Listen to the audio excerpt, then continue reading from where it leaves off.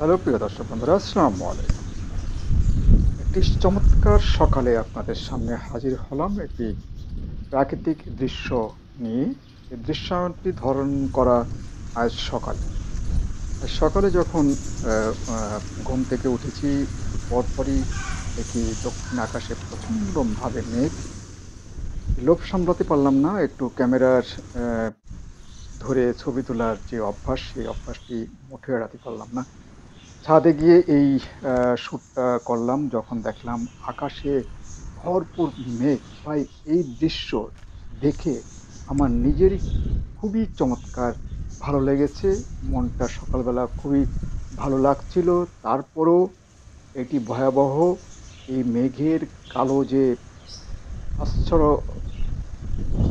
কালো যে অ্যা মেঘের যে কালো বর্ণনা আপনারা দেখছেন আকাশটি তখন দক্ষিণ পশ্চিম আকাশে এইভাবে মেঘ মনে হচ্ছে উত্তর দিকে তারা হাঁটছে।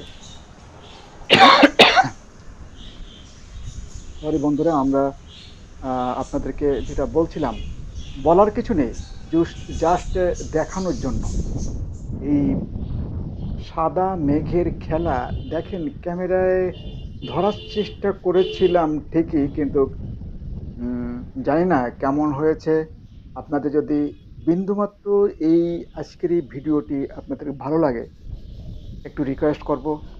বন্ধুরা, অনেকেই অনেক ভালো, ভালো ভিডিও আপনারা দেখছেন বর্তমান, বিশেষ করে এই দেশ পরিবর্তন হওয়ার পরে ওই লাইটের, ওই অ্যাঙ্গেলের ভিডিওই আমরা বেশি দেখতে পাই এবং সেখানেই আমরা কমেন্টস শেয়ার করি।